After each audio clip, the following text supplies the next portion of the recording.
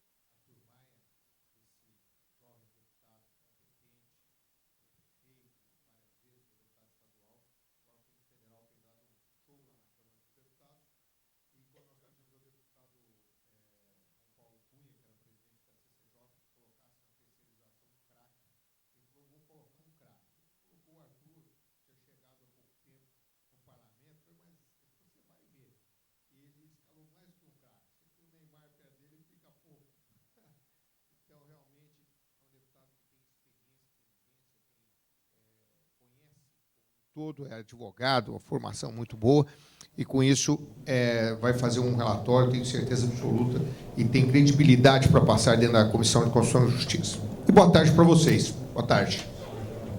E boa tarde ruim, a pessoa sai lá de Goiás, vem aqui para falar boa tarde para vocês. Boa tarde. Boa tarde, gente. Aê, pá, agora vai. Bom, nós vamos falar um pouquinho sobre isso. Nós queremos falar, doutor Renato, primeira coisa é o seguinte: não precisa ficar preocupado com o projeto nosso, não. Ao contrário, nosso projeto é para ajudar a terceirização, e não é para atrapalhar. Nós queremos ajudar. O que nós queremos entender é o seguinte: primeiro, a terceirização tem sofrido aí algumas pancadas fortes. Telecomunicações, serviço, tem sofrido, a construção civil, em alguns casos, também desconsidera aí como terceirizado e põe todo mundo como empregado. E tem uma série de coisas que, por uma razão histórica, como a senhora falou da empreitada, da subempreitada, muitas vezes o subempreiteiro pegava aqueles subempreiteiros lá, um pessoal de outra região, trazia, colocava no fundo de quintal lá de qualquer jeito, fazia uma tapera de papel, não tinha banheiro, não tinha nada, não tinha refeição. Isso existia antigamente. E assim, antigamente, vem se transportando até hoje. E hoje, dentro da cabeça, muitas vezes, da magistratura, do trabalho, é que o que nós fazemos na terceirização é fazer com que a mão de obra seja quase que escravizada. Então, essa é a visão, principalmente, do pessoal ideológico. Então, nós quisemos no projeto colocar alguns pontos que possa ir desmistificando esse ponto e que possa ir tirando as pessoas que não terceirizam bem. Então, eu combinei com o deputado Arthur Maia que nós faríamos uma apresentação só porque é a mesma coisa. Então, nós vamos fazer a apresentação, aí depois ele fala, porque, na verdade, eu já sou passado. Eu fiz o projeto e fui relator numa determinada comissão de um grupo de projetos, e agora a bola da vez é o deputado Arthur Maia, que é o relator na Comissão de Constituição e Justiça, que é a última comissão da Câmara, e ele que vai fazer o parecer final. Então, é com ele que a senhora tem que discutir mais. A minha parte já foi feita. Então, dentro disso daqui, eu queria... Pode passar o próximo, por favor? Sou eu que passo, é? Quem? Ah, tá. Ok, obrigado. Ok. Bem, a comissão especial... Espera aí um pouquinho. Aqui, isso. Nós estamos discutindo lá, principalmente na Câmara, esse projeto 4330, de 2004, que eu sou autor. Ó, 2004, 10 anos quase, vai fazer esse aniversário de 10 anos daqui a pouquinho. Mas não vai fazer não, que nós vamos aprovar antes. Ele foi aprovado pela Comissão de Desenvolvimento Econômico, Indústria e Comércio e também pela Comissão do Trabalho. Na Comissão do Trabalho, o ano passado, ele teve um impulso muito grande do deputado Silvio Costa, que foi presidente da comissão, e o deputado Silvio Costa pegou esse projeto da mão e falou, vou passar isso aqui, e avocou e passou o projeto meio no tranco. Tá bom, meu presidente? Não, Roberto.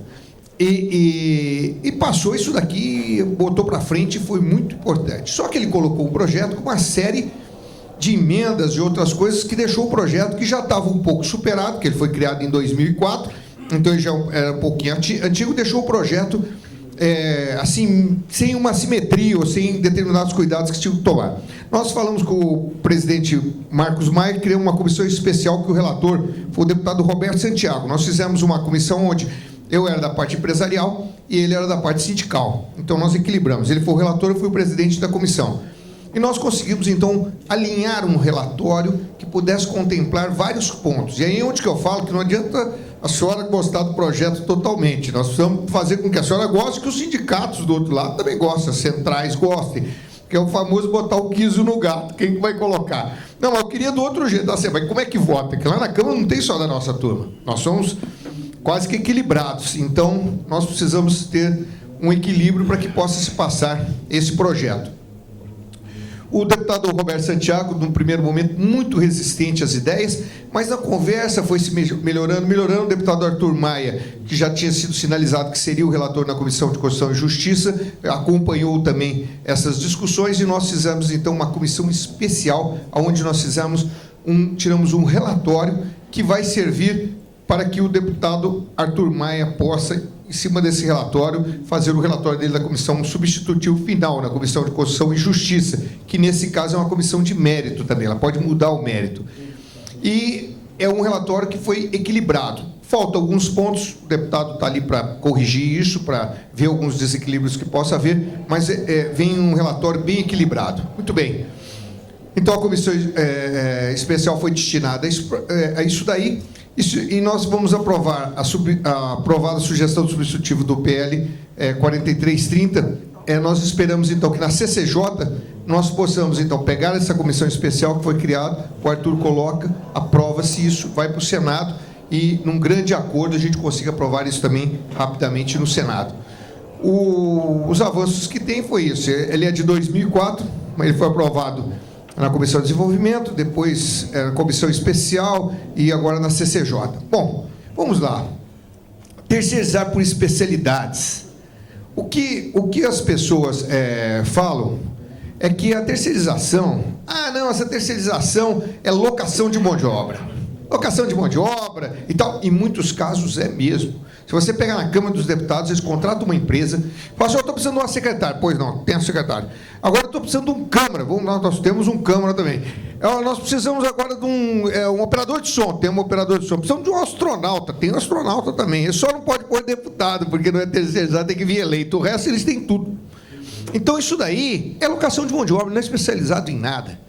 Então, por que nós fizemos, então, especialização? Porque a especialização cria a condição de você falar que você é efetivamente terceirizado e que você possa também, o que nós chamamos quarteirizar, que nós vamos falar daqui a pouco sobre isso. A empresa prestadora de serviço a terceiros é empresa especializada que presta contratante de serviços determinados e específicos. Vou falar na construção civil. A pessoa que numa obra assenta azulejo, Aquele camarada com azulejista, que ele tem uma empresinha dele, tem alguns funcionários, tal, não tem isso? Tem isso na construção civil? Não tem? Como tem o armador, tem o pessoal que faz a armação. Esse pessoa, ele é especializado naquilo. Ele não assenta o azulejo e faz outras, faz a manutenção do elevador, ele faz fura poço artesiano. Não, ele assenta azulejo. Agora, vamos falar ou atividades correlatas, como nós falamos. O que é atividade correlata? Você faz manutenção. Eu sou uma empresa especializada em fazer manutenção. Manutenção elétrica, manutenção mecânica, manutenção hidráulica, então são correlatos. Os objetivos podem ser vários. E assim que se faz a especialização. O que eu volto a dizer é que a pessoa não pode fazer, olha, eu sou especializado em fazer manutenção, mas eu tenho uma locadora de veículo e tenho também uma empresa que faz filmes para televisão. Ora, mas espera aí, então você não é especializado em nada. E aí é a locação de mão de obra. Isso nós temos enfrentado nos tribunais, dos juízes, isso é muito claro. Então, nós tivemos que deixar aqui, nós estamos mirando que é especializado. Se é especializado, pode ser terceirizado. A empresa prestadora de serviços é responsável pelo planejamento e pela execução dos serviços nos termos previstos no contrato entre as partes. A empresa prestadora de serviços contrata, remunera e dirige o trabalho realizado por seus trabalhadores, ou subcontrata outra empresa ou profissionais para a realização desse serviço. A empresa de vocês pegou uma ponte dentro de um rio. Vocês pegaram uma ponte, vocês não pegam uma ponte todo dia. Pegaram uma ponte aí, tem um atestado, pegaram uma ponte. Muito bem, precisa fazer a sondagem do solo para fazer a fundação. Vocês não têm gente de vocês, funcionário de vocês. Vocês vão pegar uma empresa especializada. Então, vamos lá. Vocês ganharam a ponte, aí você subcontrata um especialista para fazer a sondagem. Ele fez a sondagem, você precisa fazer o cálculo daquela ponte. Então, entrega para um outro especialista que faz o cálculo daquela ponte. Fez o cálculo da ponte, você vai entregar para um outro especialista que faz aquela fundação até arrancá-la de dentro d'água, que você não tem equipamento para arrancá-la de dentro d'água, você só pode fazer ela dali para cima. Então, você contrata aquele pessoal que bota as bombas, cerca com o negocinho, faz de biscoito, para falar a verdade. Mas vou falar de ponte também. Mas você contrata esse pessoal, então... Aí você já está falando em quarteirização, quinteirização, sisterização. Não é isso. Nós estamos falando de especialistas em cada coisa. E é isso que o projeto prevê. É especialista, não tem atividade meio e não tem atividade fim, doutora Luciana. O especialista dentro do projeto, ele visa tirar esse negócio de atividade meio e atividade fim. Porque se nós não tirarmos, se nós não colocarmos isso alinhado dessa forma, nós nunca vamos conseguir sair fora desse problema de atividade meio e atividade fim. Então, qual que é o objetivo dela ter um objetivo único, a empresa? O objetivo único, ele visa você não sinalizar ou combater no projeto, e nós estamos apanhando, mesmo combater no projeto a questão de que é locação de mão de obra. Bem, então aqui nós estamos permitindo, em qualquer etapa do projeto, você pode terceirizar, desde que você esteja contratando alguém especialista. Nós somos contra a precarização do trabalho. O projeto inteiro acaba com a precarização. As empresas que querem precarizar trabalho, quer dizer, que tem um monte de empresa terceirizada, que nada mais é do que locador de mão de obra e precariza o trabalho. Então, isso nós temos que ser contra, porque senão não anda a coisa. Então, a subempreitada, que nós falamos, tinha empreitada, a subempreitada. Então, em muitas subempreitadas, você vê aquelas pessoas que você contratou e elas não contratam na mesma qualidade que a sua empresa contrata. E elas pegam aquele trabalhador e tratam de um jeito que não tem como passar mais pelos tribunais. No sistema moderno hoje, de internet, de denúncia, de telefone, de fotografia, de filmagem, não tem mais como você dizer que não foi. A pessoa não está precarizada. Então, nós temos que ir terminando com isso. Isso pode dar mais algum custo? Pode. Em algum momento, pode.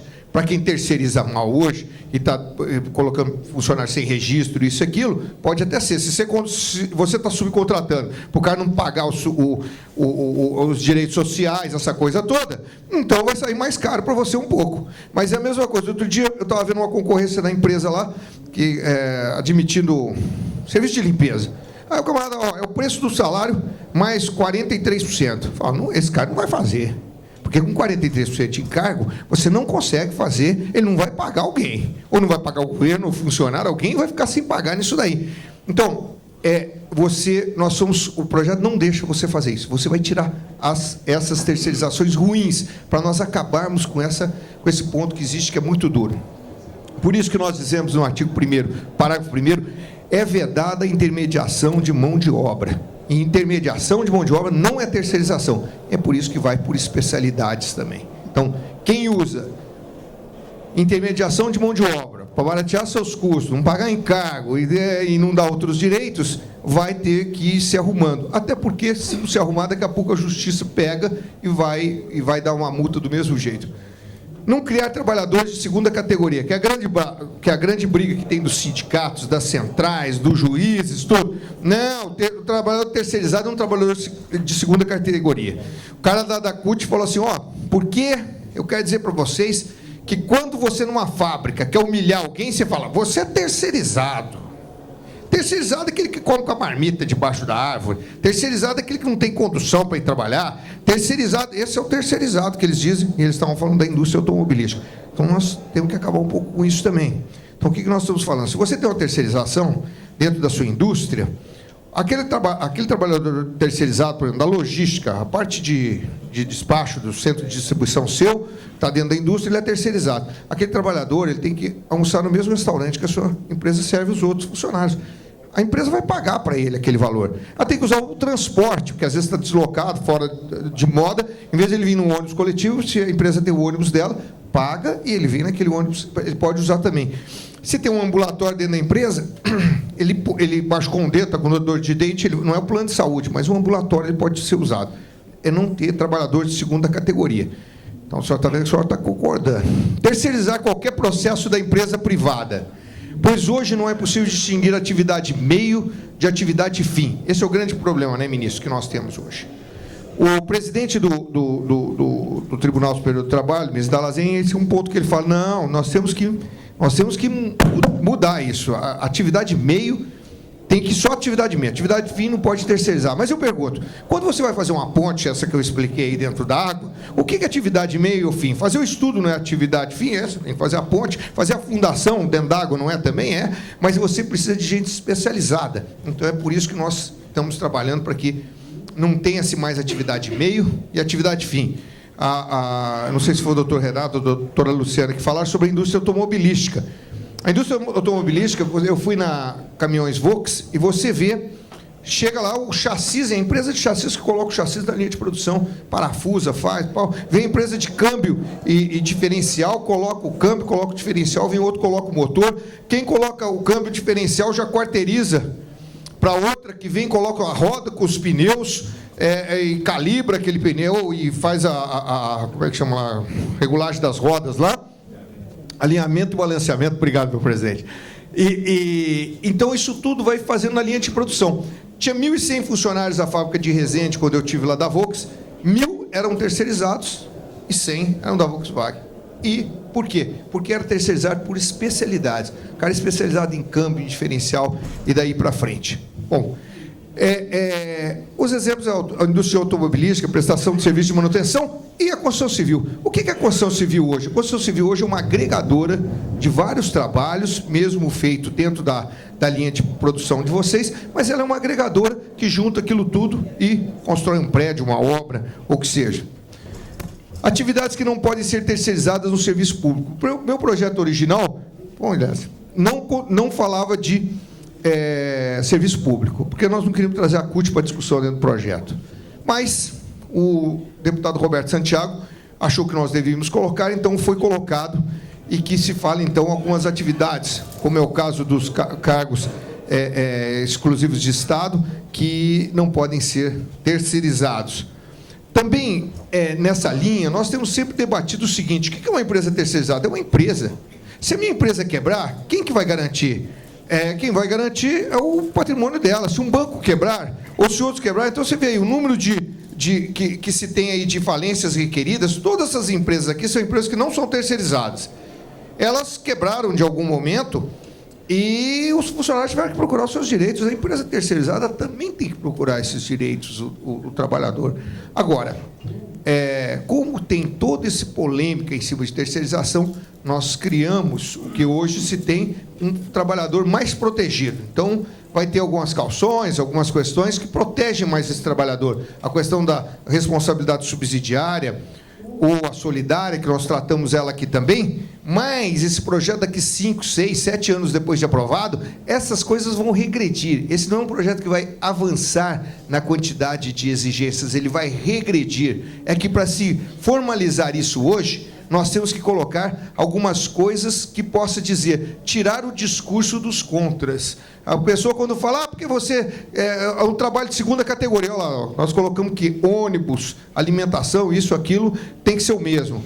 Porque, quer dizer, vamos tirando os argumentos, coisas que não precisavam estar aí, mas que ajudam na retirada do argumento, que essa coisa é muito sensível. Minimizar esses riscos com responsabilidade subsidiária, quando o tomador do serviço fiscalizar o contrato. Então, tem a história... não, tem que ser responsabilidade solidária. Não sei se todo mundo sabe, responsabilidade solidária, ele vai, eu sou a terceirizada, ele me contratou, e o funcionário pode reclamar, ou contra ele ou contra mim, na solidária. Logicamente, eu sou terceirizado, não vai reclamar, ele vai direto no quem tem dinheiro, e reclama contra ele diretamente. Isso pode virar uma indústria de reclamações. Eu, empresa terceirizada, posso fazer um acordo com os funcionários, falar, eu não vou pagar vocês alguma coisa, depois vocês, eu sumo, vocês partem para cima dele e cobram dele. Então, nós criamos uma condição de fazer o quê? Mas só que todo o juiz e tudo mais quer responsabilidade solidária. Então, o que nós fizemos? Nós criamos quando se fiscaliza os serviços, a responsabilidade é subsidiária. Então, vamos lá. O que diz? O inadimplemento das obrigações trabalhistas e previdenciadas por parte do prestador de serviço implica na responsabilidade subsidiária da contratante, quanto aos empregados que efetivamente participarem da execução dos serviços terceirizados, durante o período e nos limites da execução do serviço contratado, salvo se não houver fiscalização pela contratante do cumprimento dessas obrigações, hipótese da qual a responsabilidade será solidária. Se você fiscaliza, é subsidiária, cobra primeiro dele e depois vem em cima de você.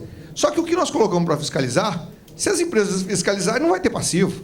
Então, não vai ter responsabilidade nenhuma. Você vai fiscalizar. E o que então nós colocamos? E esclarecemos aí na lei. Entende-se por fiscalização, para efeitos deste artigo, a exigência pela contratante na periodicidade prevista no contrato de prestação de serviço dos comprovantes de cumprimento das seguintes obrigações: pagamento de salário, adicionais, horas extras, repouso semanal, 13º salário, concessão de férias remuneradas e pagamento do respectivo adicional, concessão de vale-transporte, quando for o devido, depósito do fundo de garantia, pagamento das verbas rescisórias dos empregados dispensados. Fiscalizou esses 5 itens, acabou. Você a responsabilidade é subsidiária. Mas o que vai sobrar?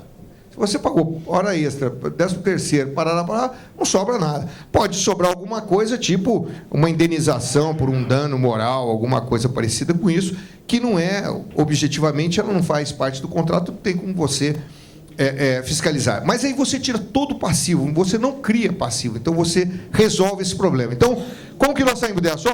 Se a empresa não fiscalizar, ela é solidária. Estamos atendendo o solidário deles. Só se nós fiscalizarmos, nós seremos solidários. Só que acontece que você fiscaliza, não pagou o salário, ou não pagou alguma coisa, você vai lá e quer cobrar. O cara faz uma monitória e fala, não, você tem que pagar minha fatura. Você não pode reter meu dinheiro porque eu não paguei meu funcionário. Então, a gente cria a possibilidade de retenção.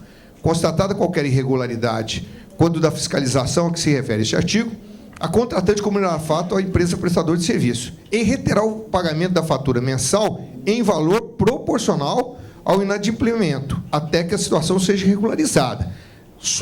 Ela não pagou o salário de 5 funcionários, então eu vou te reter R$5.000 da sua fatura de 100 mil, porque não pode, também vira malandragem, ela pode reter a fatura inteira. Não, é só sobre aquela parte. Você não pagou o fundo de garantia, não entregou o comprovante do fundo de garantia, você calcula e segura. Mandou o comprovante, você solta. Então, você tem como reter e fazer com que seja cumprida isso daí. Então, você fiscaliza, existindo a falta, você tem como segurar o recurso para poder pagar isso daí. E a responsabilidade solidária, quando a contratante não cobrar as obrigações faladas aí. A responsabilidade solidária na administração pública. O atraso injustificado no pagamento dos valores previstos nos contratos administrativos sujeito ao órgão ou entidade de administração pública é a responsabilidade solidária pelo inadimplemento das obrigações trabalhistas da contratada. E o gestor do contrato, a responsabilização por ato de improbidade administrativa, que atenta contra os princípios da administração pública nos termos dessa legislação. Muito bem. Vocês estão fazendo uma obra. A obra não é paga. Ah, o orçamento não deu, não sei o quê, os funcionários vêm em cima de vocês. Você traz a administração pública junto. Ela responde.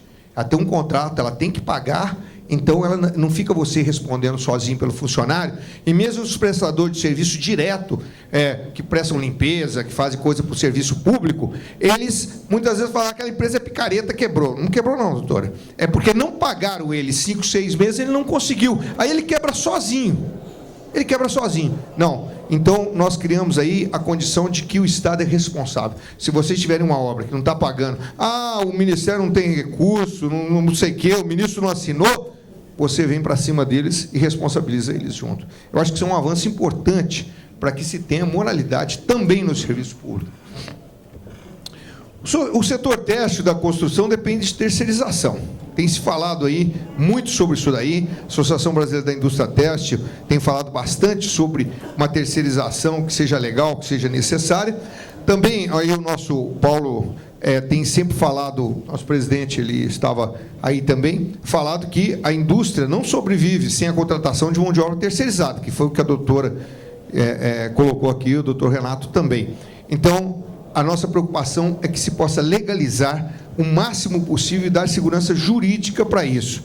Essa famosa súmula 331, ela existe e, na minha opinião, ela resolveu em parte o problema, só que ela tem aquele problema do problema da atividade meio. E isso daí tem desconsiderado muitas terceirizações e vem os funcionários tudo para cima da empresa e querem cobrar como se assim fossem funcionários da empresa. Então, nós temos que avançar nesse sentido. Aqui nós tivemos a decisão onde se admitiu a terceirização no call center, foi inclusive aqui na terceira região, em Minas Gerais, que diz que isso daí pode ser terceirizado. Nós também, a terceirização no agronegócio, o Tribunal Regional também da terceira região declarou ser legal a terceirização realizada em uma empresa do setor agronegócio, quanto ao corte, combate a incêndios, transporte de câmara, preparação de solo, poder ser terceirizada por empresa especializada por isso também. Bem, essa daí, basicamente, é um projeto que os pontos principais que nós vimos aí que alguém nos preparou e falou lá, vai ter a doutora Luciana, está cheia de dúvidas sobre uns pontos, nós colocamos pontos que ela tinha dúvida, tudo aí. E agora nós estamos aí prontos para escutar os outros dois palestrantes e depois nós vamos para a discussão. Obrigado aí pela minha parte.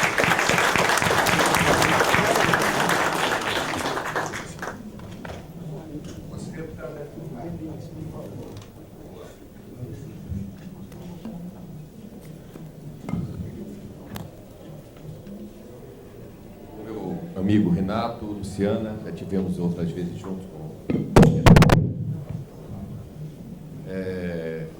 doutor Antônio Carlos, ministro Caputo. Quero fazer uma saudação especial aqui ao deputado Sandro Mabel, ressaltando aqui que a sua participação nesse debate na Câmara dos Deputados é, sem dúvida, fundamental para que a lei das terceirizações aconteça. O Sandro, com a sua vivência empresarial, que ele já traz na sua bagagem fora da vida pública, e pelo prestígio pessoal que ele tem na Câmara dos Deputados, um deputado que tem um prestígio muito grande, uma força muito grande com os colegas, pode ser o próximo líder do meu partido, se for candidato, eu voto nele, já falei isso para ele. E, por tudo isso, o Sandro conseguiu avançar, e avançar muito nesse projeto de lei, que ele é o autor, e muito embora existam cerca de 80 projetos na Câmara que tratam sobre terceirização, com as propostas mais variadas possíveis, depois se constituiu a comissão especial, prevaleceu o 4330 como sendo a base para que nós prossigamos em um texto que contemple essa matéria e dê uma regulamentação necessária, uma vez que hoje existe uma insegurança política muito grande sobre esse tema. Eu tenho andado o Brasil inteiro discutindo essa questão, com plateias às vezes mais favoráveis, outras bem menos favoráveis. Há uns 15 dias atrás, eu cheguei lá na minha terra, na Bahia, um debate lá com o Ministério Público, e o clima era tão hostil à terceirização Eu comecei contando a história mais ou menos assim. Quando eu tinha 14 anos, eu jogava tênis. O tênis era uma coisa muito importante na minha vida. Uma vez eu fui jogar em Ilhéus, o baiano de tênis, lá de Salvador, eu jogava em Ilhéus. E lá, na minha categoria, de 14 anos, fiquei eu e um rapaz de Ilhéus para disputar a final. E, naturalmente, a torcida era toda contra mim. Toda. Cada bola que eu acertasse, eu errasse, tomava uma vaia estrepitosa. Lá em determinado momento importante do jogo, eu errei uma bola, e aí, mais uma vez, uma vaia horrível. Aí eu olhei para o céu e falei, meu Deus, como eu estou sozinho. E quando eu falei isso, o senso maternal das mulheres que estavam presentes valeu. E aí, o público feminino começou a torcer por mim, e eu acabei ganhando a partida. Aí eu dizia para eles, olha, como aos 47 anos, eu não tenho nenhuma expectativa que esse carisma de abandono patrocinado por um rapaz de 14 anos exista mais em mim, então nem essa esperança eu tenho. que eu tenho que contar mesmo com um enfrentamento, e é um enfrentamento duro, porque, na verdade, a gente vive no Brasil, no meu modo de ver, ministro, um sentimento muito ruim em relação, da sociedade em relação à iniciativa privada. Nos Estados Unidos da América, o empresário, ele é uma figura venerada, aplaudida, admirada. No Brasil, uma pessoa bem-sucedida tem sempre a pecha de representar um elitismo que está vinculado a maledicências, a coisas negativas. E isso não é verdade. Isso não condiz com a realidade que nós conhecemos. Isso é uma farsa. Aliás, eu não diria uma farsa, eu penso que isso é fruto de um processo histórico que nós tivemos no Brasil, na maior parte da nossa história, de 500 e poucos anos, em que realmente as elites comandaram de uma forma muito autoritária e sem nenhuma permeabilidade à participação popular. E o fato é que nós temos um período democrático que as pessoas efetivamente participam da vida política do Brasil muito pequeno, período de 46 a 64, interrompido pela ditadura, e esse agora que nós estamos vivendo mais longo da nossa história. Os outros períodos, mesmo quando se dizia que era uma democracia, com eleição do período de pena e etc., quando eram ditaduras, e isso criou esse conceito de reacionarismo, um conceito reacionário da sociedade em relação às elites. E isso tende, ao meu modo de ver, mudar na medida em que a gente consolide o processo democrático brasileiro. Consolide não, que a gente tenha uma vivência mais longa desse já consolidado processo democrático brasileiro. Então, esse sentimento é que norteia essa tese que eu tenho de que nós precisamos avançar no sentido de dar à iniciativa privada condições de gerar mais recursos, de gerar riqueza, de tornar o nosso produto mais competitivo no mercado internacional, gerar emprego, gerar oportunidade para as pessoas como um todo. E é nesse sentido que nós estamos fazendo a lei das privatizações. Portanto, o doutor Luciano não tenha que se preocupar, nem você nem o Renato, com a lei que estamos construindo. Eu acho que a preocupação existe com o estado atual das coisas, um estado de insegurança jurídica absoluta e um estado em uma situação, além de insegura, de muita injustiça. Por que injustiça? Injustiça porque existem alguns setores da economia que terceirizam absolutamente tudo e não tem nenhum tipo de restrição judicial. Eu me refiro, por exemplo, à indústria automobilística. Lá na Bahia tem uma fábrica da Ford. O que é a fábrica da Ford? É um corredor enorme, administrado pela Ford, em que a cada 15, 20 metros tem uma empresa que realiza ali o seu trabalho. Então, vem a primeira ali, coloca o chassi, empurra um pouquinho o carro, vem outro, coloca os pneus, empurra mais um pouquinho o carro, vem outra empresa e coloca a carenagem, por aí vai, tudo terceirizado, e não há, do meu conhecimento, nenhuma decisão judicial desse país que já tenha questionado aquela relação trabalhista. Nenhuma. Por quê? São empresas multinacionais que já têm essa forma de produção em todo o mundo e não seria plausível se tentar unificar esta forma aqui no Brasil. Mas que é terceirização de todo um processo, de toda uma cadeia produtiva, não há dúvida. Não há dúvida. Por outro lado, existe também a questão da necessidade da terceirização. Logo no começo desse debate, eu estava lá em Salvador também, em uma discussão com o sindicato dos pequenos construtores civis. E eles, uma pessoa me disse o seguinte: olha, deputado, eu tenho apenas uma obra de cada vez. Faço uma obra de cada vez. Então, você imagina, se eu não terceirizo, o sujeito que vai fazer a fundação, está trabalhando para mim, eu boto o cara lá para trabalhar, ele faz a fundação, isso demora 20% da obra, sei lá, 15%, depois eu pago ele, fico pagando a ele até o final. E ele sem trabalhar, porque ele só faz aquilo, ele é especializado.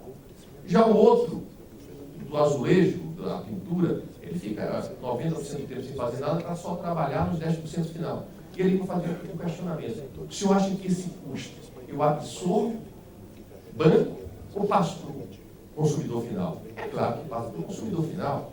Empresa não existe para fazer caridade. Empresa é um processo econômico que visa o lucro. E isso é absolutamente normal e legítimo em qualquer lugar do planeta.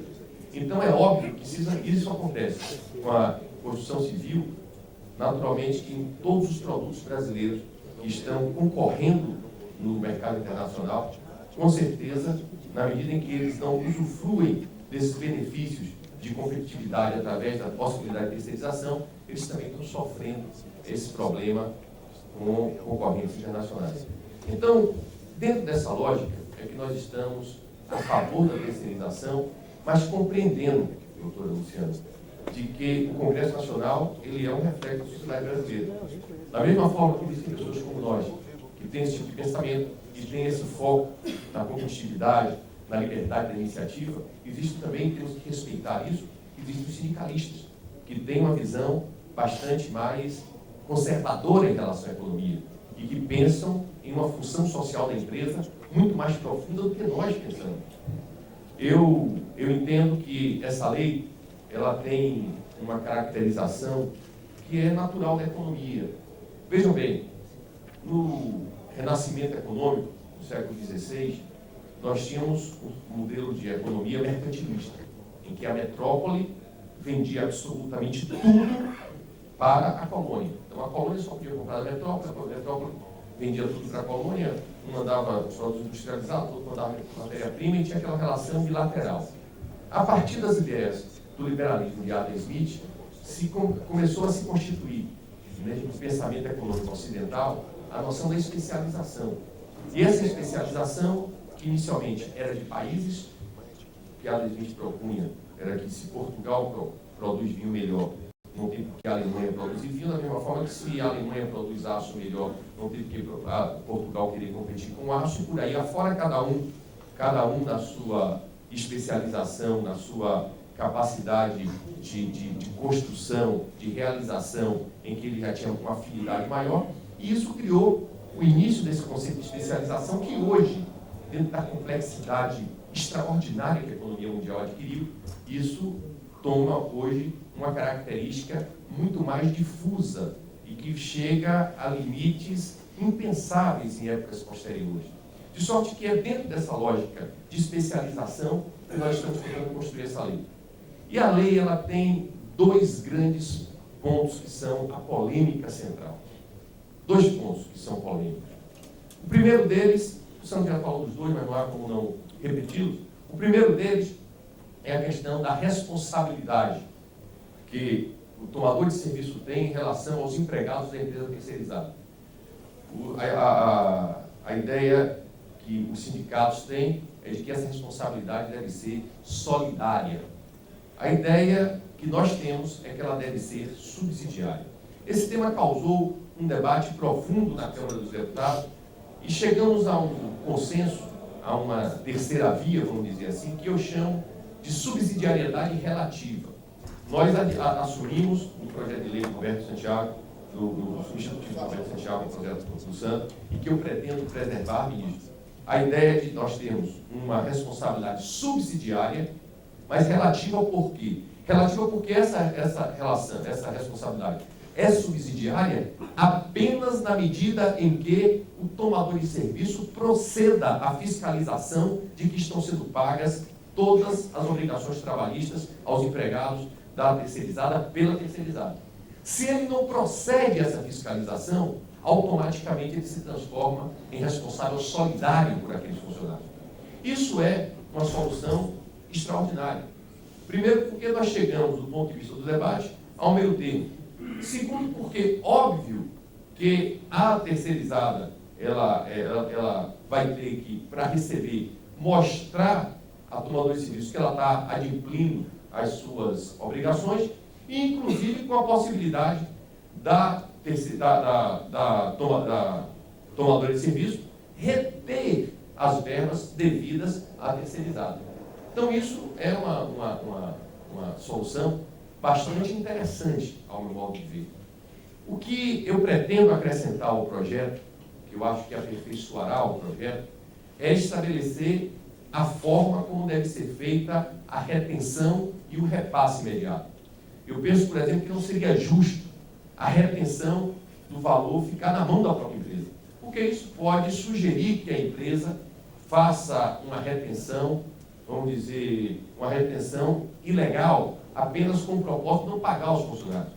Então, a minha ideia é fazer com que, mesmo que a empresa tenha que reter, porque ela reconhece que a terceirizada não está cumprindo essas obrigações, ela faça o depósito em uma outra conta bancária. Não fica o dinheiro na mão da empresa. Ela faz o depósito para que o juiz decida como é que isso vai acontecer. Isso é uma solução que você garante que a empresa não vai se beneficiar, a empresa tomadora de serviço vai se beneficiar pela retenção. Existe a retenção, mas não precisa o dinheiro ficar na mão dela. Isso é uma boa solução. Mas existem outras garantias que são dadas como contrapartida a essa condição da responsabilidade subsidiária. A primeira delas é a que a doutora Luciana se coloca contra, eu tenho ouvido muito isso no âmbito das empresas, da CNI, inclusive, essa preocupação com o capital social. A conta que foi feita de capital social foi obrigar a empresa a ter um capital social que seja equivalente a o que ele teria de pagar por um ano de obrigações trabalhistas de um funcionário que tenha salário mínimo. Porque isso também é uma garantia para o servidor, na medida que tem um capital social maior, porque a empresa tem lastro financeiro para adimplir essas obrigações. A segunda é a possibilidade de ter um seguro-garantia, uma calção de dinheiro, uma fiança bancária, que fique até 8% do contrato, para garantir também eventuais descumprimentos trabalhistas. Essa última parte da garantia é uma possibilidade da tomadora de serviço. Entretanto, se a tomadora de serviço desejar abrir mão dessa garantia, obviamente que ela arca com o risco e a de assumir, ela assume o risco de, caso a terceirizada não faça o pagamento dessas obrigações, ela tem a obrigação de fazê-lo. Então, eu francamente acho que esse assunto ele está bem avançado, nós já adiantamos bastante e as tratativas estão bastante adiantadas. Mais complexo é o problema, eu falo complexo em relação à CUT principalmente, é a questão da atividade meio e atividade fim. Eu estou convencido de que esse vocábulo, essa distinção, e eles próprios também já estão convencidos disso, atividade meio e atividade fim, não satisfaz em hipótese alguma uma distinção objetiva do que pode e do que não pode ser terceirizado. Isso é senso comum. Agora, como fazer essa questão da especialização, já que é uma criação legislativa nova, e toda criação legislativa nova, ela sustenta, ela cria muita polêmica. Vide Aldo Rebelo agora quando criou esse conceito de áreas consolidadas do Código Florestal. Isso cria, naturalmente, uma discussão jurídica e uma discussão também social, uma discussão na sociedade, que tenta definir exatamente o que é e o que não é isso. Mas, óbvio que essa ideia de empresa especializada, ela facilita muito a vida do empresário. Primeiro porque não fica na mão do juiz a ideia do que pode e do que não pode ser terceirizado. O critério passa a ser objetivo. E qual é o critério? É a empresa ser especializada. Eu pretendo colocar também no nosso substitutivo, no nosso relatório final, uma definição de empresa especializada. Eu acho que é interessante colocar esse conceito de empresa especializada, porque isso facilitará mais a nossa distinção desse critério, como um critério que é aquele que libera a possibilidade de contratação de empresa terceirizada. E por que especializada? Especializada porque, se nós queremos, por um lado, garantir a terceirização, do outro lado, na outra ponta, os trabalhadores estão preocupados com a precarização do trabalho. E a precarização do trabalho não acontece por causa da terceirização, acontece por conta de empresas que fraudam a terceirização.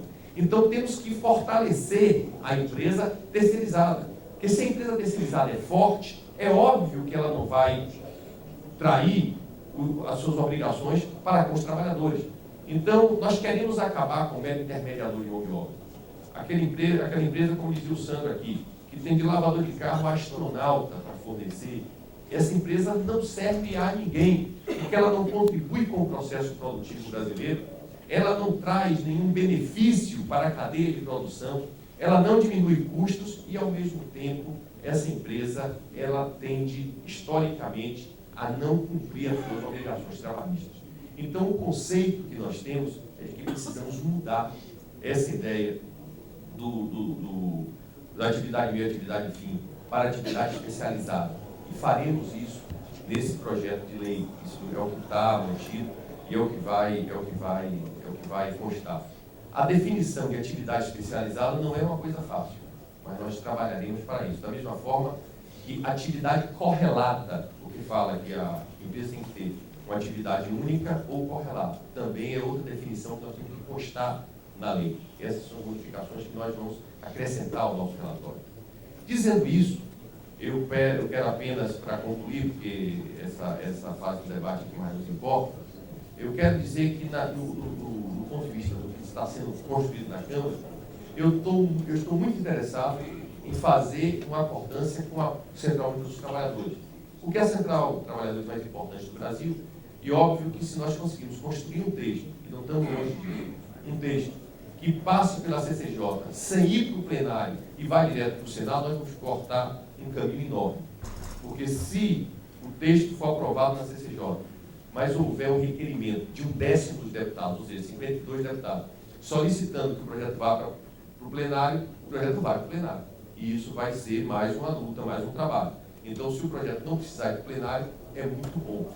O meu acerto com o presidente da Comissão de Constituição e Justiça, Ricardo Bertolini, é de que eu entregaria o relatório, vou entregar agora em julho o relatório, e nós teremos aí agosto e setembro como um mês em que vamos estar muito voltados para a campanha política, mas em novembro esse projeto seria votado na CCJ. Então esse é o conceito, essa ideia que nós temos. Obviamente que esses meses que temos, desde a apresentação do parecer até a sua apreciação, mesmo havendo um texto já depositado, apresentado pelo relator, existe espaço para negociação, eu posso acatar, rejeitar emendas, fazer novas emendas de relatoria até a hora da votação do projeto da CCJ. Então há um espaço para a gente avançar. O que é importante é a gente entender, e o Sandro, não sei porque ele não falou aqui hoje, aquela história de que o ótimo é inimigo do bom. A lei é um avanço extraordinário para a economia brasileira. Um avanço extraordinário. Mas não adianta nós queremos fazer uma lei como seja a lei dos nossos sonhos. Isso não vai acontecer num congresso como o nosso. Nunca. E a coisa é tão complexa, vocês imaginem, por exemplo, essa ideia de atividade única, atividade social única, ou atividade correlata. Tá bom para todo mundo aqui? Tá. Mas vocês sabem quantas correspondentes bancários esse artigo fecha? 165 mil. Porque o que é o correspondente bancário? É o sujeito que tem uma padaria, um supermercado, uma lotérica e faz um contrato com o banco para também prestar serviço bancário. Ora, ele tem que botar isso no objeto social dele.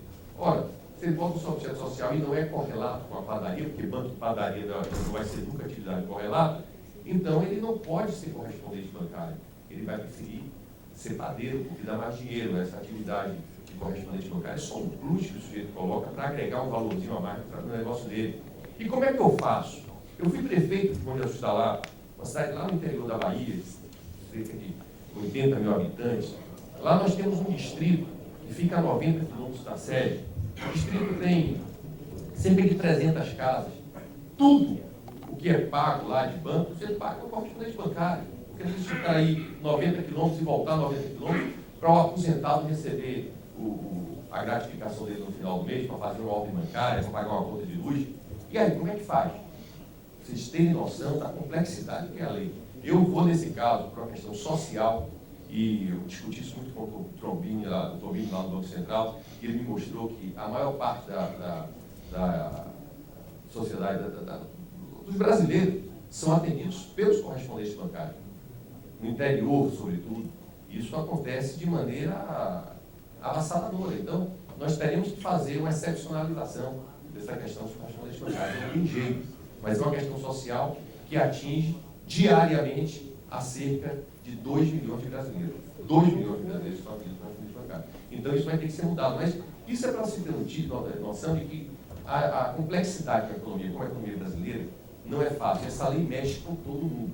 Então, nós temos que fazer uma lei que tenha a capacidade da segurança jurídica ao empresário, que tenha a capacidade de garantir a terceirização com uma necessidade verdadeira que ela é do setor produtivo brasileiro e, ao mesmo tempo, preservar os direitos do movimento sindical brasileiro, ao qual não interessa a nós de maneira nenhuma solapar as suas conquistas. Afinal de contas, essa legislação, ela tem uma relação muito íntima, muito direta com o comportamento das centrais sindicais. Isso é que está por trás de todo esse debate com a CUT, por exemplo. Porque na medida em que você proporciona a terceirização, eles ficam preocupados. E o sujeito que está prestando serviço a um determinado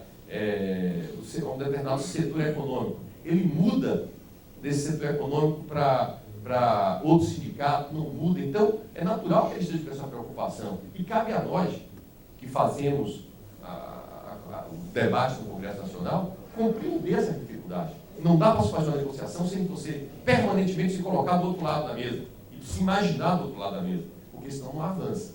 E a nossa ideia é avançar para garantir ao Brasil, à sociedade brasileira, ao setor produtivo, sobretudo, a possibilidade de contratar. Porque, no fundo, o que nós queremos com a lei é a liberdade de contratar para produzir melhor no Brasil. É essa que é a nossa tese.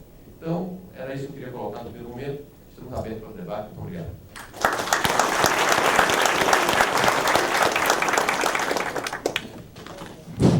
Muito obrigado, deputado Arthur Maia. E vamos passar a palavra ao ministro Guilherme Caputo. Por favor, ministro.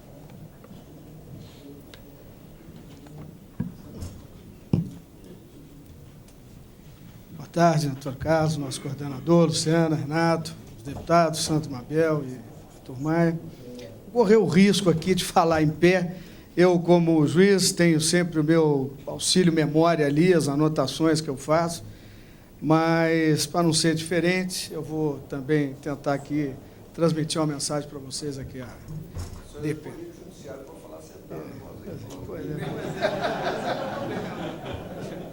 Vamos ver se a memória me ajuda aqui. Eu já senti que grande culpa de tudo que está acontecendo é do Poder Judiciário e, mais especificamente, da Justiça do Trabalho.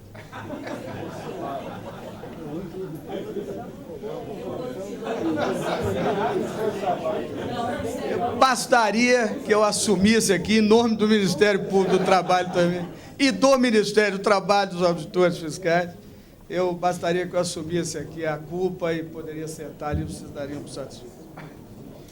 Mas sempre quando sou convidado a falar sobre terceirização, e achei espetacular a lembrança do deputado Arthur Maia, e eu já vinha comentando, porque tenho intimidade, me dá intimidade, o deputado Santo Mabel, de dar algumas sugestões, eu dizia, olha, nós temos a questão dos bancos também, e temos a questão da construção civil, nós temos que sair um pouco da generalidade e mais disso em São Paulo agora, alguns dias atrás.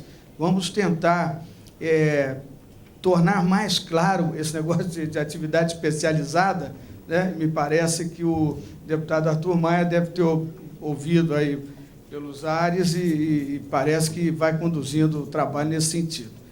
Mas sempre que sou convidado para falar desse assunto, eu acabo correndo um risco de perder a serenidade na minha apresentação. E acho que o juiz não pode perder a serenidade.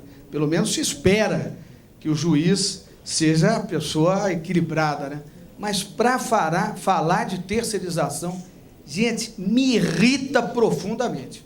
Porque eu começo a construir, eu começo a ler, começo a me informar, né? E principalmente quando vou me dirigir a uma plateia como a de vocês, especializada na área de construção. Quer dizer, eu começo a tomar essas informações e começo a me aborrecer com a minha classe, com a minha categoria, a Justiça do Trabalho. Nós estamos prestando um desserviço a esse país. Sem, obviamente, querer ser antiético, acho que nós estamos num ambiente cultural, de discussão de ideias, né? Eu acho que tem a liberdade de fazer esse tipo de comentário. Quando a gente começa a pensar a terceirização, e há um tremendo preconceito com relação à terceirização, porque nós tratamos de uma coisa que remonta a 16 no Código Civil, depois com tantas coisas que se seguiram. Quer dizer, hoje, porque nós botamos um nome de terceirização, criou uma polêmica danada, né? Um preconceito mesmo. E aí a gente vê, sabe o que eu sinto, senhores? Eu tenho andado aí em alguns lugares para falar, inclusive sobre terceirização, e eu vejo que não há transparência, sequer honestidade na discussão desse tema. Ou, pior, há uma desonestidade intelectual ao tratar da terceirização. A troco de quê? Eu não consigo entender. Eu penso, né? Não sei, se as pessoas que compõem a Justiça do Trabalho, um certo grupo, pretendem, através do processo de trabalho, fazer justiça social e repartição de renda. Eu não consigo entender essa raiva contra um fenômeno que, bem feito para eles, é irreversível, não volta mais. A terceirização se implantou e vai ficar, e veio para ficar mesmo, e definitivamente. Então, eles que vão se amolar vão ter que brigar muito, porque o Congresso Nacional está atento, pode demorar mais algum tempo para aprovar, não tem problema, tem 15 anos que nós estamos esperando, ou 20 do primeiro projeto, porque o Ministério do Trabalho já teve, o Executivo já teve um projeto lá em 99, né? Então, nós esperamos mais um pouquinho, não tem problema. O Congresso Nacional tem a responsabilidade, e efetivamente, doutora Luciana, do Congresso Nacional, eu tenho me ocupado muito com o estudo do direito esportivo. E eu perguntava ao deputado Zé Rocha, que foi o relator, mas Zé Rocha, não é possível, mas que lei? Eu falei, Guilherme, é o que é possível extrair do Congresso Nacional. Eu fiz 3 questionamentos a ele no meu gabinete, ele ficou meio titubeando, e falei, não, tudo bem, já sei que o Judiciário vai ter que resolver essas questões. Então, o que aconteceu com a terceirização? Nesse, vamos dizer assim, vazio legislativo, e que não precisaria de lei nenhuma, hein? Nenhuma. Nós temos 2 balizamentos, e os deputados sabem disso. Nós temos 2 balizamentos, que é o artigo 170, livre iniciativa, um princípio constitucional. E nós temos o artigo 3º, que prevê a dignidade da pessoa humana. Então, isso dá a total liberdade a que os empresários façam o que quiserem, desde que preserve a dignidade do trabalhador. O que nós vamos ter que ficar agora, os congressistas, com tantos assuntos importantes para pensar, né? Vai ficar objeto social onde, doutor Luciano, aproveitando aqui um ganchinho, é o que o deputado Arthur Maia falou, e eu falei nesse assunto também para bancários e banqueiros, né? Essa questão, isso é uma questão social, de levar os lugares onde não chega nada, o padeiro lá, para ele poder fazer as contas, abrir uma conta, tem afazeres mínimos, muito assim, são poucas atividades que eles desenvolvem. Sabe o que a Justiça do Trabalho está falando? Que eles são bancários, deputado. Deputado Arthur, escuta essa. Eles são bancários, estão dando a eles todas aquelas condições de trabalho estabelecidas nas convenções coletivas de trabalho dos bancários. O bancário, ele tem 30 e 40 atividades. Esse cidadão que está lá na padaria, me esqueci o nome da cidade, ele faz ali 5, 6, ele não abre conta, ele tem umas atividades bastante limitadas, mas ele é de importância social enorme, mas vão acabar, a Justiça do Trabalho vai conseguir acabar com isso, se não sair logo essa legislação. Então, vamos dizer assim, nesse oco aí que, né, se reclamava tanto dessa legislação, o que aconteceu? O Tribunal Superior do Trabalho falou, bom, eu tenho que resolver. Aí começaram a discutir, não sei o que, saiu o enunciado 256, extremamente restritivo, só na área de limpeza e na área de segurança. Aí o tribunal continuou discutindo, não sei o que, vem a famigerada súmula 331. Bom, eu desafio qualquer dos senhores, qualquer um, desafio a me mostrar como é que se constrói uma súmula num Tribunal Superior do Trabalho. São precedentes, né? Os julgamentos vão se repetindo no mesmo sentido e deságua no que chama de enunciado, súmula vinculante, qualquer coisa. Então, um verbete jurisprudencial, orientação jurisprudencial, o nome que se quiser dar. São precedentes. Eles vão se repetindo no mesmo sentido. Eu desafio os senhores a encontrar nos precedentes da súmula 331 algum dos julgamentos que trate de atividade meio e atividade fim. Isso não existe. Eu me lembro, isso me faz lembrar um pouco daquela história no Congresso Nacional, na hora de escrever a Constituição, apareceram algumas expressões. E isso foi confessado de público, não estou cometendo nenhuma imprudência aqui de um fato sigiloso. Não, parece que alguém disse que na hora de redigir lá botou uma nota. Eu não sei se isso aconteceu com a nossa súmula, mas que nos precedentes não tem nenhuma referência à atividade meia, atividade fim, não tem. Desafio os senhores a me mostrar.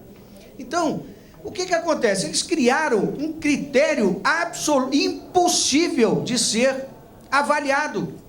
Impossível. Não tem como. Eu leio nas doutrinas, na mais abalizada doutrina, que é aqui de Minas, do meu colega lá, Maurício Godinho Delgado, foi juiz aqui do Tribunal Regional do Trabalho. Leio no livro dele, talvez seja o maior escritor hoje de direito do trabalho. Eu não consigo entender o que ele escreveu sobre atividade fim e atividade meio.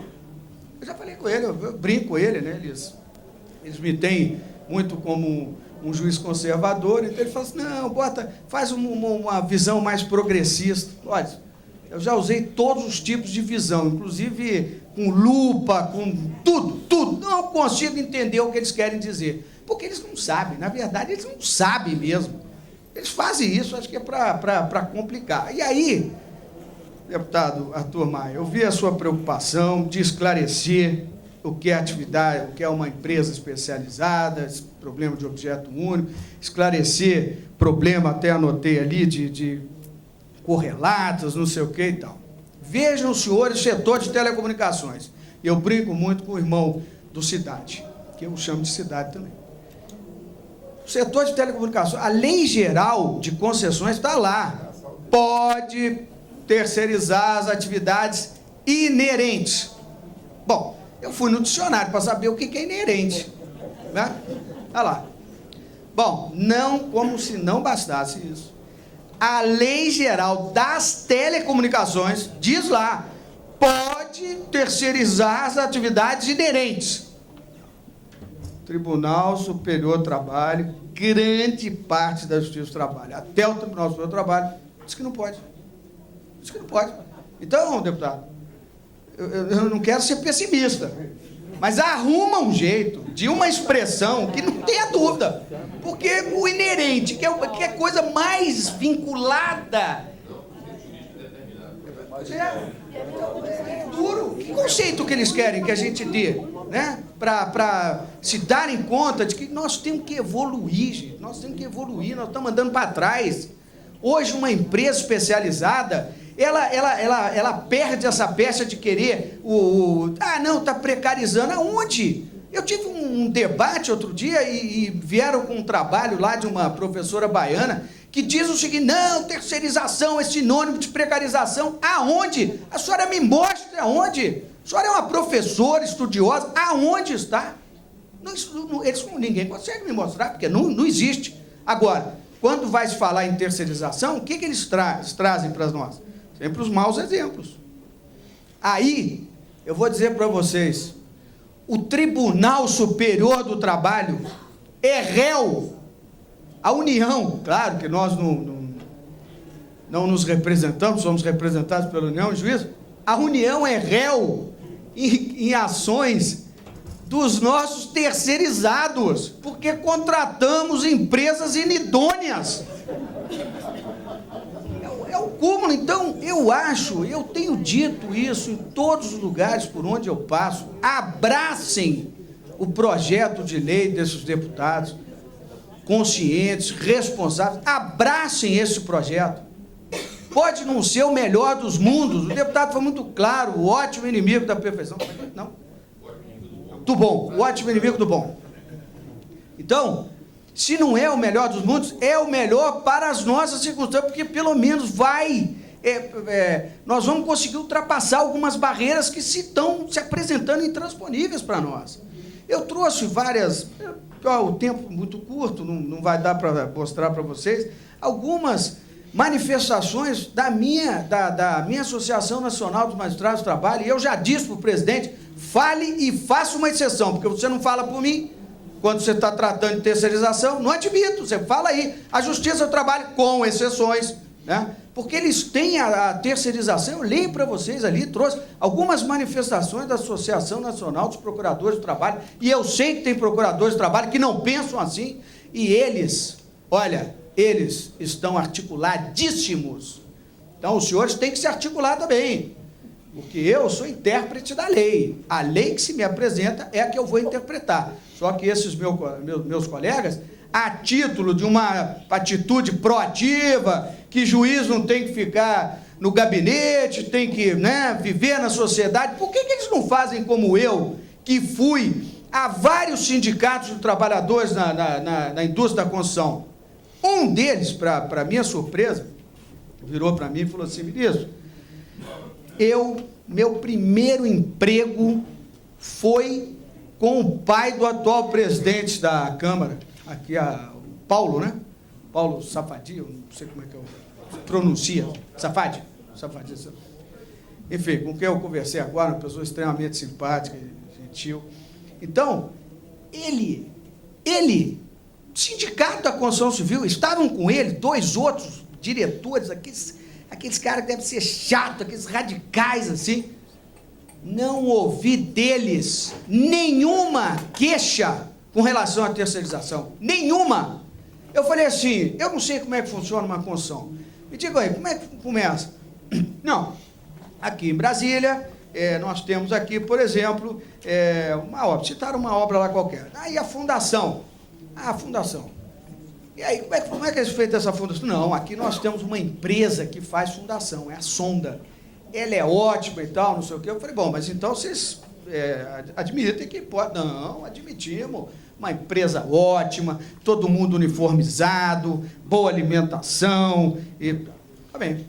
Mas e a hora que começa? A hora que começa a subir, então vamos ver. É negócio de pintura, por exemplo. Sei lá.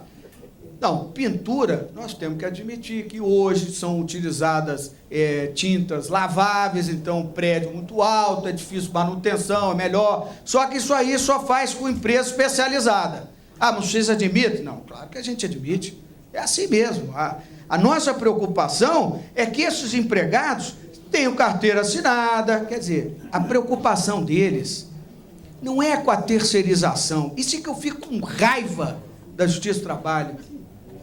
Isso é que eu fico com raiva, porque o problema não é dos trabalhadores. O que eles querem, eu disse isso para o deputado Sandro Mabel, que eu estranhava quando eu lia o projeto e via ali garantia de pagamento de salário de 10... Gente, está na lei. Eles não têm que fazer. Ministro, o negócio é o seguinte, nós estamos no Congresso Nacional, a mesma preocupação do deputado Arthur Maia, eu não posso ficar também alijado do processo os sindicatos. Afinal de contas, é uma casa de contrapontos. É assim mesmo que funciona, por isso é que eu acredito mesmo que as leis que saem de lá são leis tiradas do consenso. Foi o que é possível extrair das discussões. Então, eles querem a segurança de que o trabalhador vai ter seu salário pago, seu fundo de garantia por tempo de serviço, condição de uma boa alimentação. Ele vibrava, porque diz que não sei aonde, ganhou um selo de qualidade da alimentação que servia num tal lugar. Eu acho que isso é o mínimo, né, gente? Isso é o mínimo.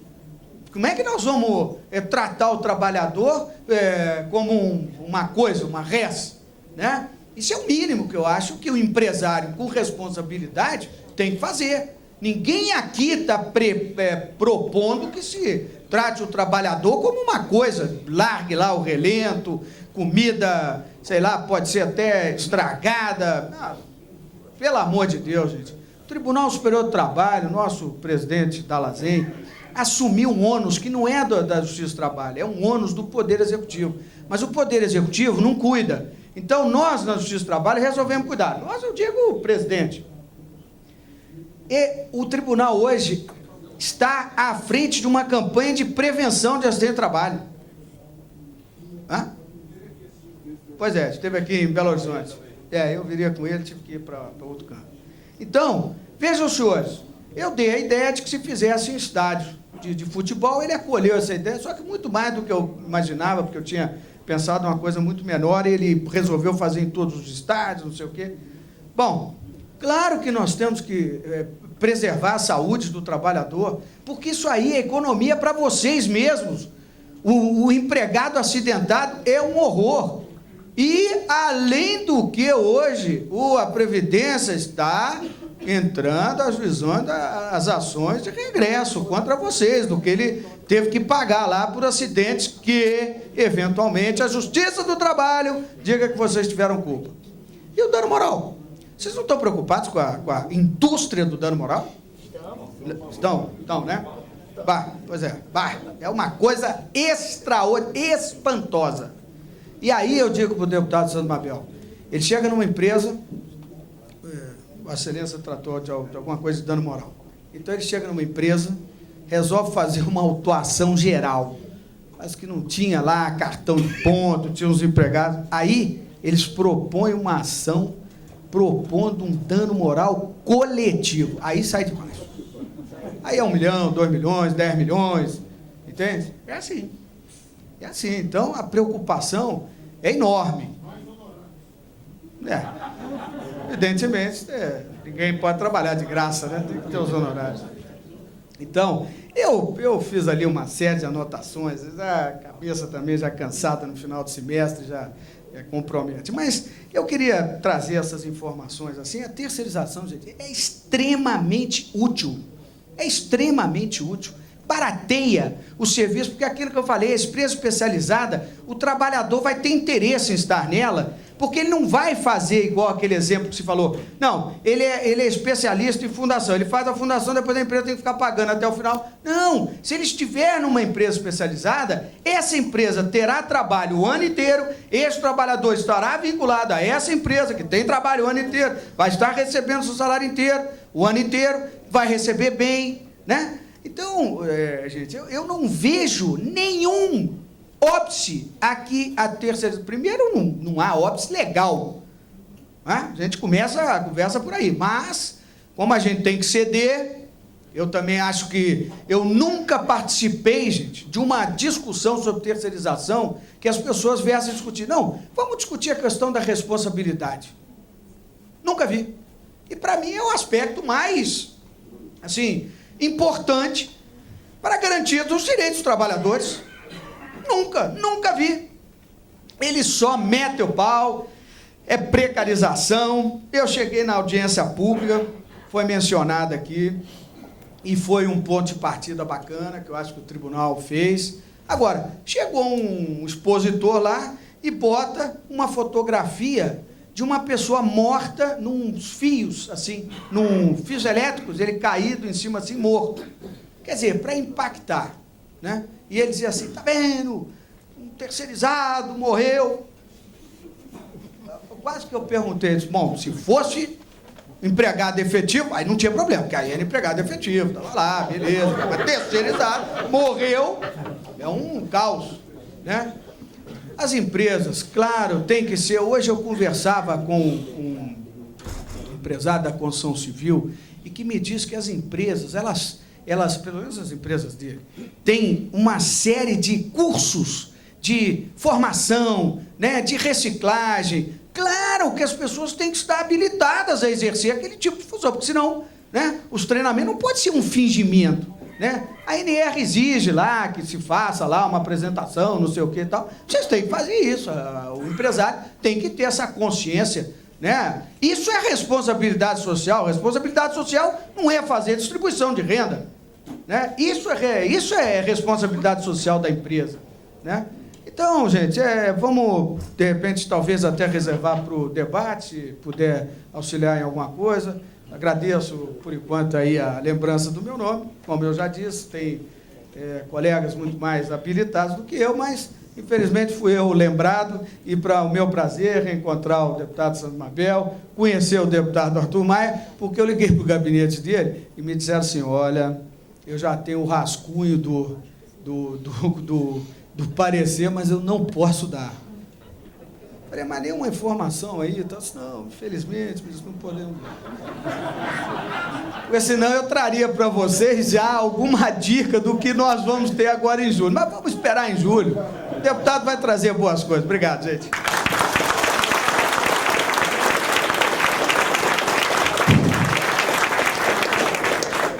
Bem, nós já estamos em 5:50. Vamos abrir para vocês. Vou abrir para o pessoal, porque é importante a participação, tem várias mãos levantadas. Vamos ver por onde a gente começa. Pelo companheiro ali, depois o Sam, depois o Luiz Carlos. Por favor.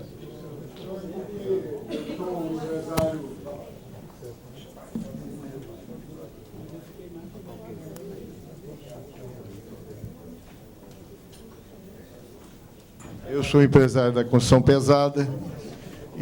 Faltou eu pedir, por favor, 2 minutos no máximo na sua intervenção.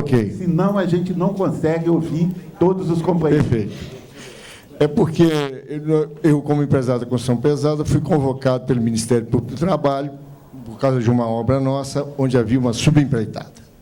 Eu fui pessoalmente, a Luciano, por coincidência, minha advogada, mas não tem nada a ver, por coincidência total, né? Então, fomos lá no gabinete do Ministério Público do Trabalho, um rapaz de 30 e poucos anos. 30 e poucos anos. E ele criticou, ele propôs lá um TAC, que o TAC falava que eu não poderia subempreitar um serviço que não fosse especializado. No caso, era uma empresa que fazia sarjeta para mim. Faz sarjeta, às vezes faz uma drenagem de obra de arte corrente. E ele falou comigo que não poderia, porque não é especialista. Eu falei, olha, meu senhor, esse senhor aqui, que o empresário também estava acionado, estava do meu lado, o dono da construção, da consultora. Ele faz a sarjeta muito melhor do que eu. Eu garanto que ele sabe fazer melhor do que eu.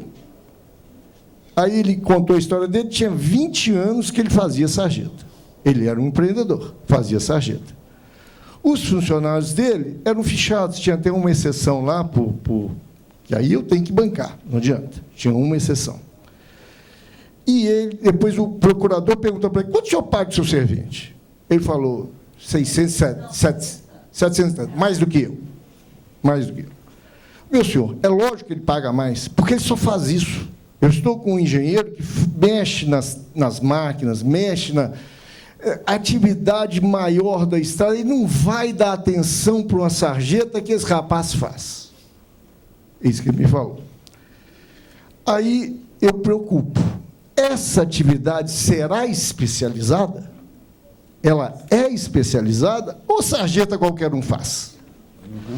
Aí, e eu falei mais para ele, para o procurador. Falei mais para o procurador. Olha, procurador, a minha empresa tem 27 anos de atuação. Sabe como é que eu comecei?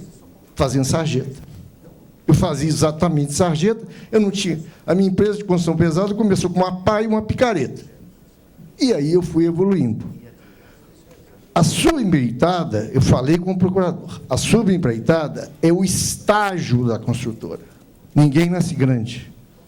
Se o senhor trancar esse mercado, eu até que fico feliz. Porque daqui a 10 anos, 15 anos, eu não vou ter formado nenhum concorrente meu. Porque você trabalhar para o serviço público, o senhor tem que ter feito serviço. Não é assim, você não nasce grande. Então, esse é um estágio. Aí, sim, eu me preocupo. Que a interpretação que ele dá é essa. Hoje já tem a lei, a Justiça do Trabalho é contra. Um negócio vago não vai dar certo. Uma definição vaga do que seja uma empresa especializada, ele citou até que gesseiro é especializado. Gesseiro é. Mas sarjeteiro não é. Então, é uma coisa que complica. Agora, a questão também do negócio único... Concluindo, por favor, concluindo. Sim, a outra questão, que é do objeto único. Eu sou empreendedor, eu subempreito para terceiros e sou subempreitado por outros. O meu capital social, o meu objetivo social pode ser construção por empreitada, por não sei o quê, construção de prédio, construção de ponte, construção de estradas, serviço de limpeza urbana. Eu também faço do meu objetivo social. Isso é empreendimento imobiliário. Isso tudo está correto? Perfeito. É essa a minha pergunta. Nós voltaremos ao assunto.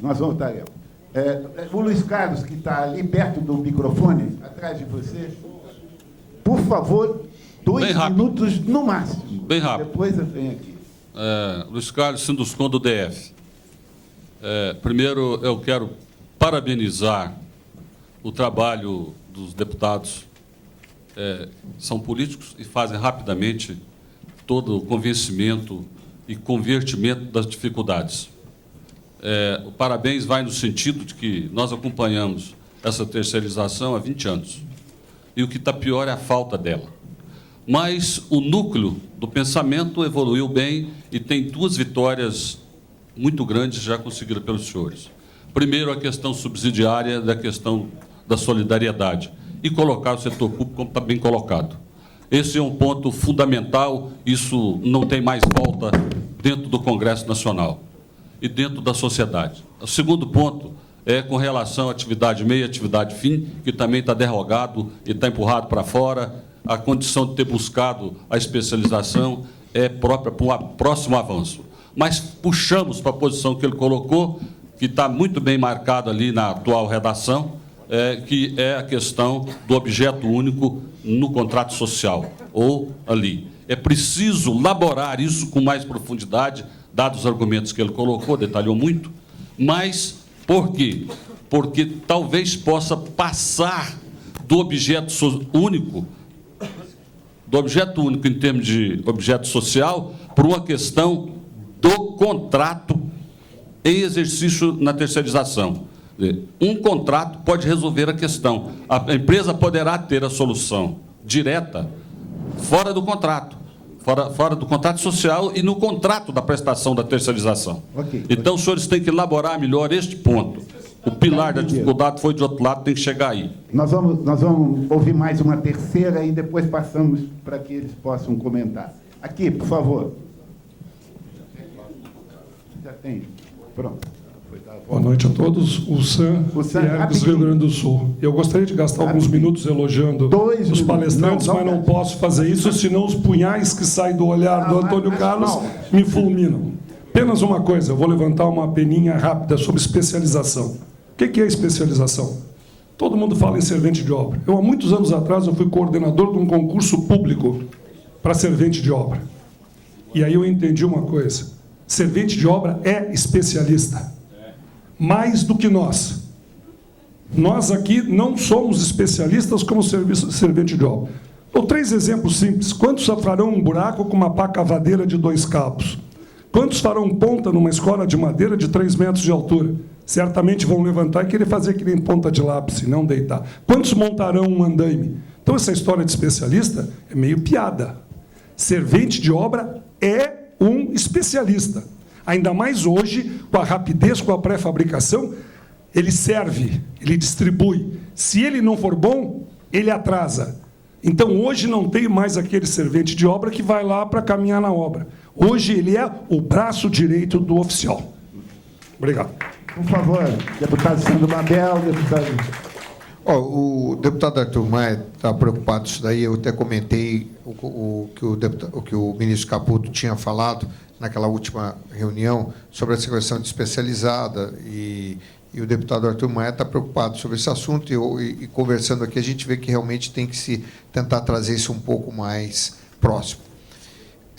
O que, só para entender, é o seguinte, o companheiro nosso que colocou ali há pouco, o primeiro que colocou, o senhor disse que o senhor tem construção civil e tem também aluguel de máquinas, é isso que o senhor faz?